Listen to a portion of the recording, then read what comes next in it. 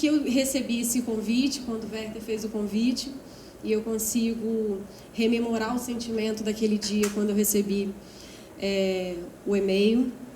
A alegria que eu sinto de estar aqui e agora, numa mesa com essa temática, nesta casa, ainda que estejamos em continuidade do chalé para cá.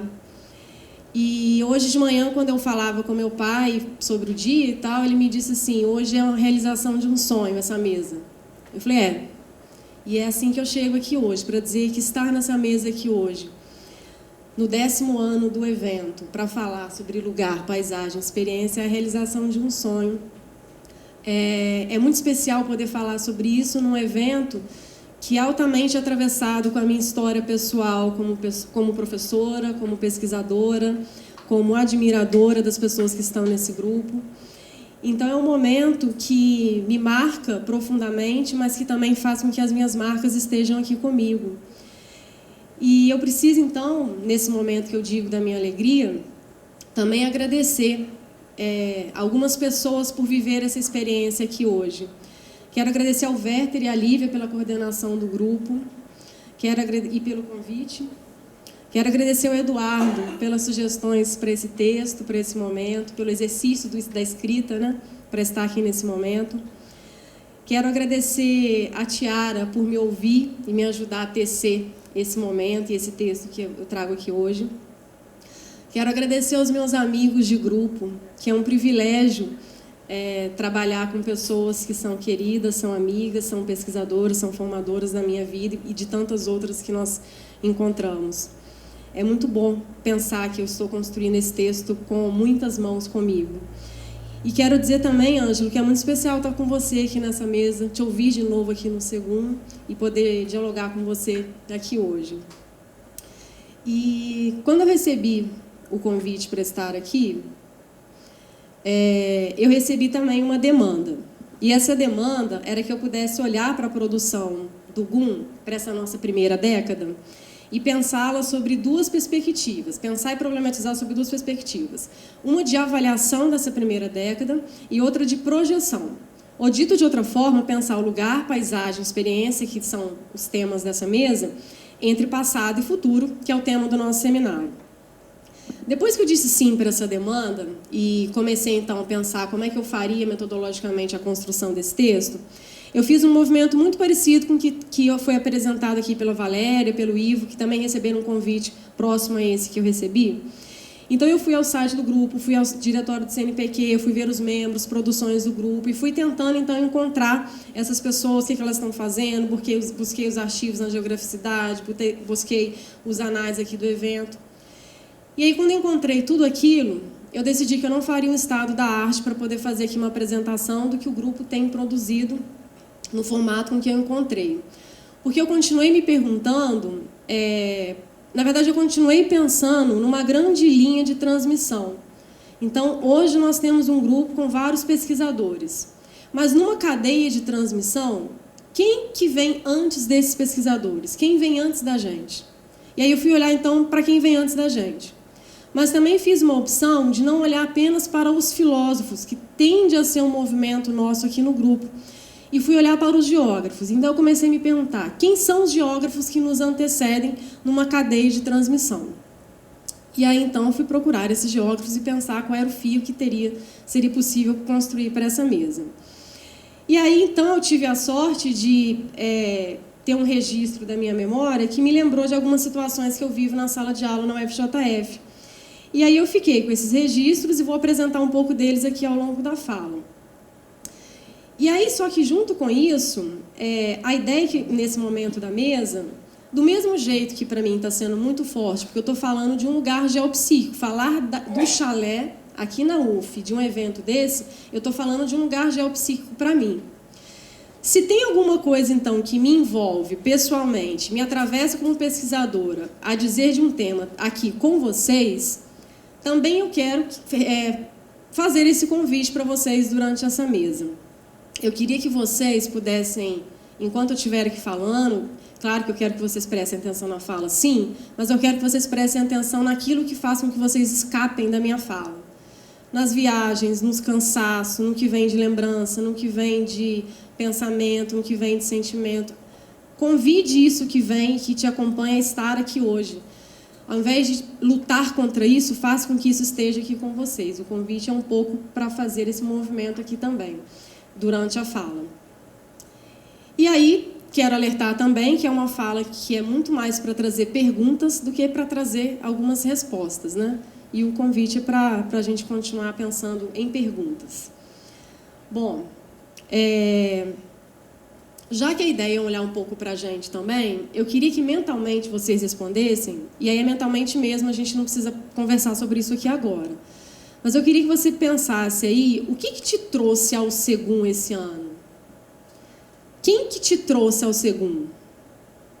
Você está buscando aqui no Segum algum autor, algum conceito, conversar com alguém específico, fazer um contato? O que te move? O que te move estar aqui hoje?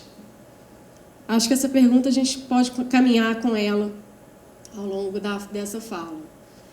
E prestando atenção nessas falas que eu fui me lembrando ao pensar aqui no texto, uma fala recorrente no nosso grupo nessa primeira década é essa frase espantosa, né? Nossa, me encontrei nessa geografia. Pegando somente essa frase, existe presente nessa frase uma dimensão do encontro, mas existe uma dimensão da falta e da busca. Para Freud, o movimento realizado pelas pessoas, ele é um movimento que tem um investimento libidinal.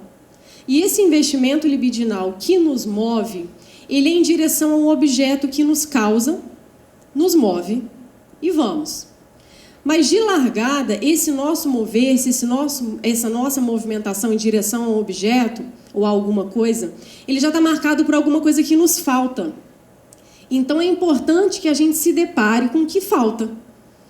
E essa falta que nos move, ela é algo que ela é definidora nisso que são as nossas escolhas. Então, se o movimento faz valer a falta, é preciso que neste momento, onde a demanda foi para avaliação e projeção, a gente olhe então para aquilo que nos falta e para aquilo que nos movimenta. Então, olhar para a produção do grupo hoje é olhar por essas duas dimensões, mas fazendo com que a falta nos leve ao movimento, sempre pensando as duas juntas. E esse olhar foi possível com a psicanálise, que é algo que eu vou falar até o final do dia, não posso perder essa oportunidade, né? E aí, pensando um pouco na produção do GUM, eu fiquei pensando muito nesses 3 termos, conceitos, noções e essências. Lugar, paisagem, experiência. Esses vocábulos, eles não são exclusivos nossos, muito menos do GUM. Só que, então, o que é que a gente tem feito com eles para que a gente tenha tanta familiaridade, tanto estranhamento com eles ao mesmo tempo? E diante desses 3 termos, uma perspectiva para mim ficou mais forte, que é a dimensão subjetiva. Se tem alguma coisa que eu tenho encontrado e tenho dito nos eventos, é que os geógrafos humanistas já têm trabalhado com a dimensão subjetiva há muitas décadas. Então, algo que parece que é deste tempo, também é algo que estamos em continuidade e em ruptura ao mesmo tempo. Então, a dimensão subjetiva ela é algo que atravessa a nossa temática, porque ela é algo que atravessa passado e futuro. Bom, para poder falar desse fio, eu escolho falar aqui, então eu estou deixando claro que eu estou fazendo uma seleção, um recorte, um fio que conduz essa fala. Em 47, o Wright, na Associação dos Geógrafos Americanos, no seu famoso discurso que a gente recorrentemente ouve ler no grupo, ele fala com a ideia de terras incógnitas, ele fala que as terras mais fascinantes dessas terras incógnitas, entre todas, são aquelas que ficam dentro das mentes e dos corações dos homens. Em 1947, ele disse isso. Então, para o Wright, essa subjetividade ela pode ser entendida como uma disposição mental para conceber as coisas com referência a si mesmo. Ou seja, como elas aparecem para uma pessoa e como elas afetam e podem ser afetadas pelos seus desejos e interesses, e como que tudo isso nos movimenta a ser e estar no mundo. Naquele discurso, o Wright também falou que nós, geógrafos, nós somos impulsionados por uma libido geográfica, e que é essa libido que nos movimenta a percorrer lugares, desbravar terras, admirar paisagens. É com essa libido geográfica que a gente se encanta. E é esse encantamento, que ele fala lá em 47, que ele é herdado e ele é enraizado do nosso mundo interior. Então, cada um tem o seu modo de se encantar. E que alguns vão ser mais sensíveis e outros menos sensíveis à imaginação e aos impulsos e a responder ao chamado da terra. E a se movimentar, mover-se, em direção a essa terra. Existe, então, com esses impulsos, uma busca da satisfação dos estudos geográficos por essas terras desconhecidas. E eu pergunto, então, diante dessas terras desconhecidas ou diante desse chamado da terra, quantas vezes você já se pegou olhando para o topo de uma montanha? Aqui em Niterói, já experimentou isso diante da Bahia? Escolheu alguma montanha para olhar? Olhou para qualquer uma? Qual que te chamou? Qual que te capturou? O que te moveu a procurar e olhar essa montanha? Você já observou os lugares que você quer visitar aqui em Niterói? É qualquer lugar? É qualquer praia? Alguma coisa que diz de você vai dizer nesses lugares e no seu movimento em direção a esses lugares. E para o Wright, essa ideia de imaginação, ela está presente nessas escolhas, nesse movimento, nesse ir. Como se a gente pudesse imaginar e ir explorar aquilo que é possível de ser imaginado. Então, para algumas pessoas, isso é incontrolável. Para outras, isso é libertador. Para outras, sabe-se o que é. Cada um é que vai poder dizer de si. E em todos esses casos, a imaginação ela se coloca como uma provocadora desse fazer geográfico, desse movimentar-se na Terra. O Wright ele se voltou para as terras do coração e da nossa mente com a sua geosofia, onde ele conseguiu relacionar o conhecimento geográfico vivido e sistematizado entre o ato de imaginar e o mover-se na Terra. Seguindo esse fio dele, na década de 60, o Lorenthal trabalhou também nesse caminho das terras desconhecidas, também buscando compreender mecanismos mentais que originam os nossos mundos diversos. E ele procurou, naquele momento, explorar terras desconhecidas ligadas ao passado, ligadas à história, ligadas à memória, como algo que também se singulariza na história de cada um e, ao mesmo tempo, nos coloca em contato com o outro, com a experiência que é do outro e o estar no mundo. Tanto Wright quanto Lorenthal, eles avançaram nessa dimensão subjetiva, seja através da imaginação, seja através da memória, no pensamento geográfico. Mas a gente precisa continuar pensando as nossas referências em relação a esse fio de subjetividade. E aí a gente encontra, então, com o Dardel, que hoje a gente consegue fazer leitura dele e daqueles que já estão lendo Dardel e produzindo conhecimento geográfico a partir da sua obra, traduzida aqui para o português, O Homem à Terra. Mas o Dardel, ele também produziu um conhecimento para além daquele tempo. Como Wright em 47, como Lorenthal em 60, estavam dizendo coisas que estão para além de um tempo, Dardel da mesma forma o fez. E essa perspectiva dele de ligação com a Terra e a sua investigação, o seu modo de investir na experiência geográfica, é algo que está nesse fio para pensarmos a subjetividade. A perspectiva dardeliana, com essa perspectiva, é possível a gente pensar, então, em dois tipos de geografia. Uma que é voltada para o mundo exterior, das medições, delimitações e análise, e é com. E outra voltada para o mundo interior, que seria uma geografia em ato, uma vontade, um chamado a percorrer o mundo, de franquear os mares, de explorar os continentes. De novo a dimensão do chamado, de novo o movimento, de novo algo que é da terra e nos convoca. Mas convoca a cada um, de alguma forma. O Dardel, então, foi dizer sobre essa inquietude inquietude geográfica que precede e sustenta a nossa ciência geográfica. Então, também ele está aliando a produção do conhecimento a um viver a terra. Dardel destacou essas duas possibilidades de fazer geográfico, também como algo movente, também como Wright, também como oriental, e também se dirigiu a terras desconhecidas que estavam a ser desbravadas. Mas o que eu pergunto...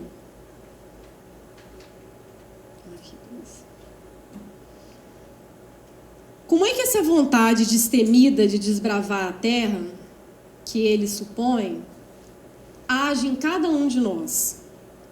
Como é que essa inquietude geográfica te movimenta? O que existe de singular nessa geografia que eles foram fazendo, que se volta ao mundo interior, mas que nos joga na terra, não rompe? O Dardel nos apresenta, então, com a geograficidade, essa imagem forte de uma relação concreta que nos liga à terra. Como uma relação existencial a esse solo pátrio em diferentes escalas, mas como base da construção dos nossos laços. Laços com as pessoas e laço com os lugares. Modos que vamos nos enlaçando. Essa intimidade e cumplicidade que vamos vivendo com a terra nos permite pensar a noção de realidade geográfica e a realidade psíquica que vivemos cotidianamente. Existe algo a mais na concepção de geografia, como um estudo ou descrição da Terra, e mais do que uma homogeneização e catalogação dos espaços, mas não uma negação de tudo isso. Existe uma grafia da Terra que é vivida e é traçada nesse solo, e que não é marcada somente pelas ações terrestres, mas as ações humanas no sentido mais íntimo e mais de escolha e movimento, ainda que a escolha não seja consciente, ainda que o nosso modo de se movimentar na Terra não seja deliberadamente escolhido por cada um de nós. Mas aí você pode estar aí se questionando, né? Sociedade, natureza, homem, terra, mas não é isso que a gente fala em ciência geográfica, né? Então, o que é da geografia humanista? O que é do GUM? Então, em que ponto nós estamos, então, que é o que a gente pode pensar de algo diferente que estamos fazendo, além de seguir esse fio, né?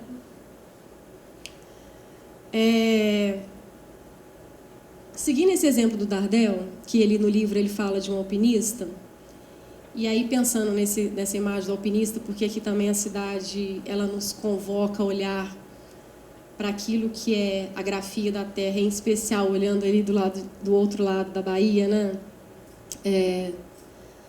Olhar para uma montanha, trabalhar com as medições, curvas de nível, localização, formação, transformação, agentes intempéricos, influências de latitude, altitude, tudo isso está valendo, é tudo com, tá? Só que tem que, diante dessa montanha, tem alguém que em algum momento parou, e no que parou, olhou. E no que olhou, começou a responder alguma coisa que é chamada da terra. Quem é essa pessoa diante da montanha? Que motivos, quais motivos levaram essa pessoa a estar diante de uma montanha? Quais foram as escolhas que determinaram que essa pessoa estivesse fazendo com que aquela montanha fosse pesquisada, fosse investigada? O que move essa pessoa diante da montanha no mundo? Quais são as inquietações geográficas dessa pessoa diante da montanha? Então, temos um outro elemento muito forte diante dessa montanha. E essa perspectiva entre o saber vivido, que é poética, ela nos coloca em outra relação com a Terra, que é o que Dardel foi nos indicando como essa religação, outros modos de estar e de responder a essa fisionomia da Terra e aquilo que ela nos provoca de inquietude. E essa inquietude da Terra, ela pode ser movente, sedutora, às vezes ela pode amedrontar, cada vez ela vai ser de uma forma. E considerar que esse saber ele é vivido é reafirmar essa relação existencial que a gente estabelece com a Terra a cada vez. Nesse sentido, a geografia, por sua posição, não pode também se furtar de ser solicitada entre o conhecimento e a existência. É Dardel quem diz isso. E nesse fio, entre Dardel, Lorenthal, Wright, existe algo que é indissociável entre pessoas, lugares, paisagem e experiência. E é nessa perspectiva que eu trago nesse fio o Tuan. O Tuan é um geógrafo lido por outros campos, por outros pesquisadores. É muito comum a gente falar alguma coisa de geografia, as pessoas falarem, o Tuan da geografia, então tem uma associação do Tuan em outras áreas. E é justamente essa sua capacidade de dizer para os outros, para outras áreas e para outros campos, que nos permite aumentar o nosso campo de diálogo com outras áreas. E o Tuan não fez somente isso com os autores que ele leu. Ele, como autor lido, nos coloca em movimento e ao encontro de outras áreas. Ele continua fazendo isso. E o Tuan, para ele, o lugar ele precisa ser vivido e precisa permanecer vivido para ser enquanto tal. Viver que para ele é experimentar. E aí eu destaco que a sua perspectiva, que lá em meados da década de 70, ele dizia que o lugar encarna nos ossos e na cabeça e que é sustentado pela concretude e pela qualidade da consciência humana. Com o Tuan, nós passamos a olhar e buscar a compreender a experiência humana no espaço terrestre e as nossas relações com lugares e paisagens. Para ele, a experiência é um termo que abrange diferentes maneiras através das quais uma pessoa conhece e constrói uma realidade. Para Tuan também, da mesma forma, o sentido de lugar está ligado ao modo como experimentamos esse mundo, através do nosso sentido, simbolização, pelo colorido das emoções e, portanto, pela nossa dimensão subjetiva. Se essa perspectiva ela vai aliar sensação, percepção, concepção, emoção, pensamento a essa experiência que é humana, existe algo que está implicado no nosso modo de viver e estar. É dessa forma que o lugar como fruto da experiência humana foi algo inovador para a ciência geográfica quando Tuan a propôs. Então, há muitas décadas, isso já tem acontecido. Os lugares já têm sido enfaticamente diferenciados dos espaços e já se tornaram temas centrais na geografia humanista.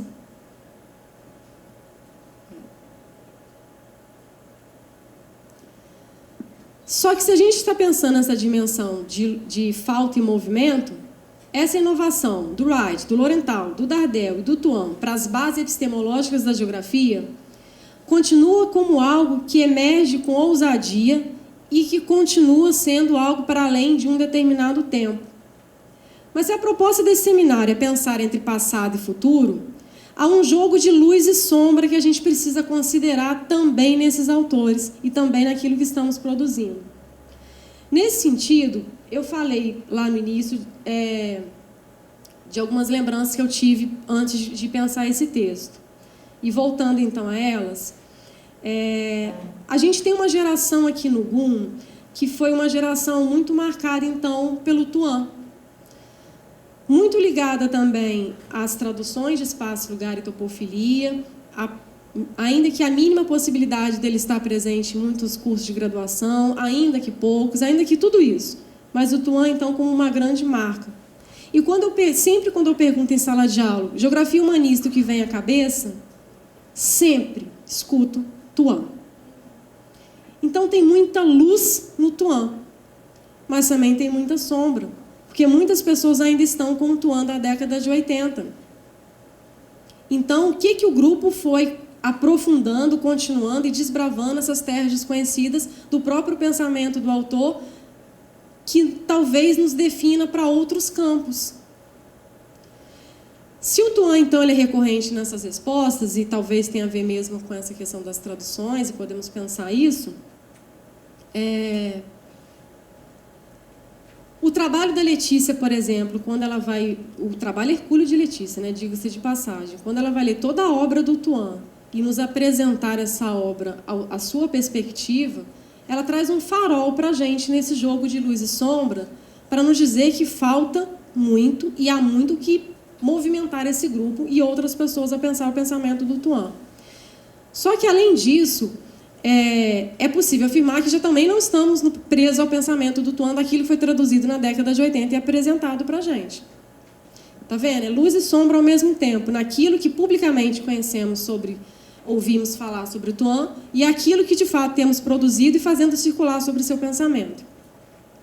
Hoje a gente vive aqui a chegada de uma outra geração que conhece Dardel. Tô lendo um autor aí, com uns livrinhos grifados. Quem é? Dardel.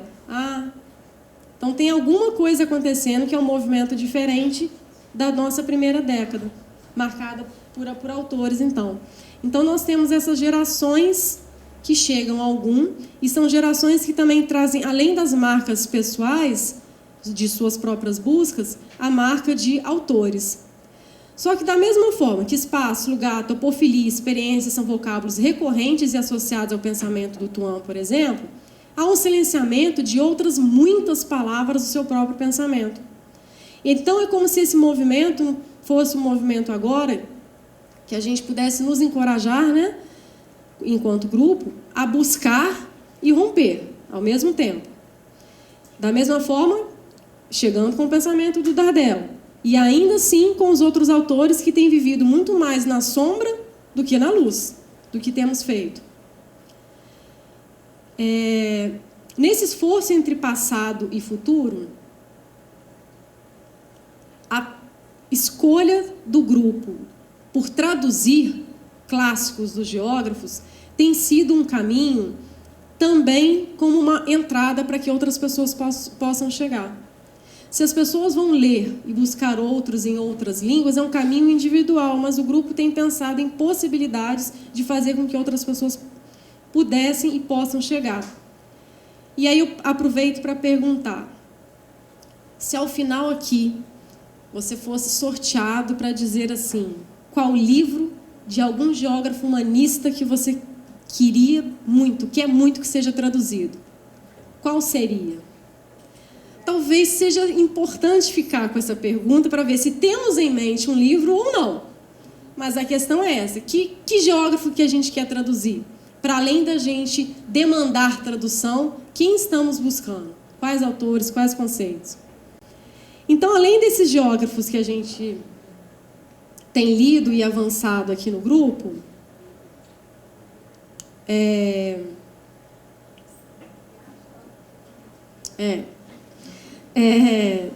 hoje nós temos pesquisadores no grupo se movimentando em diferentes direções com esses autores, né?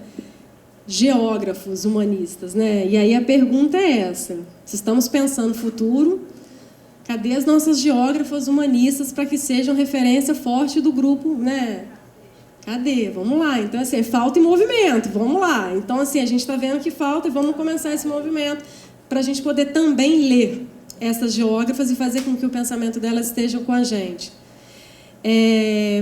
Além da gente poder pensar a questão do movimento e da falta em relação às geógrafas, há pouca luz e muita sombra na geografia humanista discutindo educação geográfica e a geografia humanista discutindo cartografia para aquilo que seja coerente com o que estamos discutindo teoricamente e hoje, por exemplo, pensando em relação à arte. Há muita luz ou pouca luz, há muita sombra ou pouca sombra.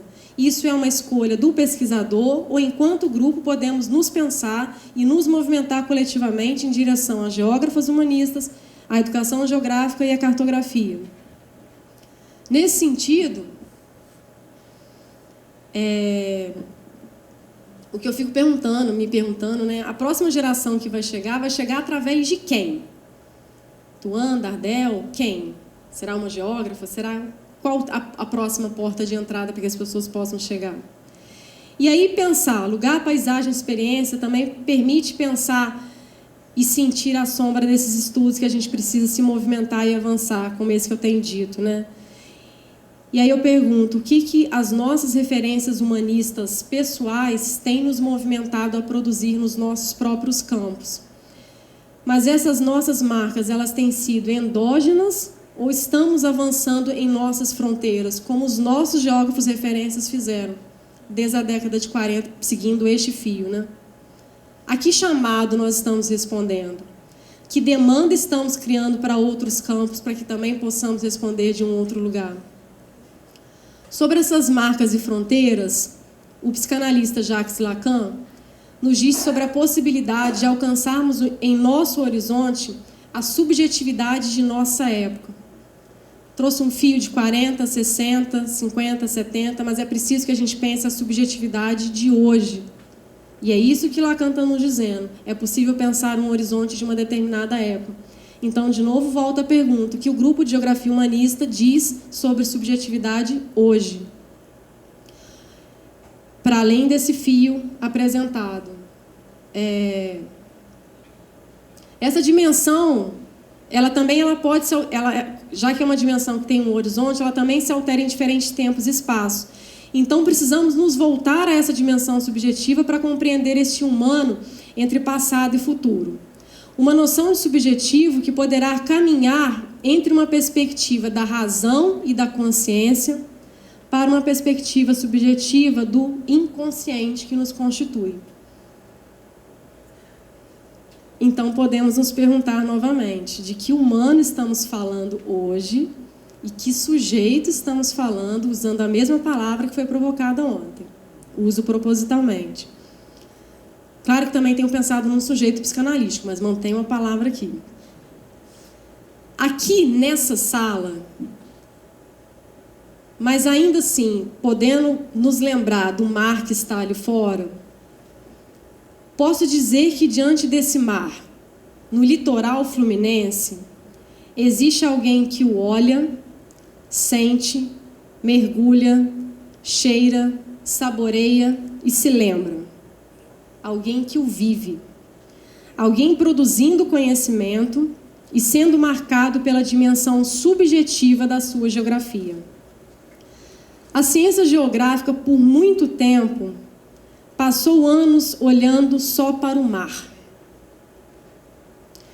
A geografia humanista de base fenomenológica nos aponta a possibilidade de olhar para este sujeito na e em relação com o mar. E agora a geografia humanista de base psicanalítica nos convida a olhar para este alguém que está diante do mar. Alguém que pode estar se sentindo atravessado por essa grafia da Terra que o convoca. Sigamos em movimento. É isso.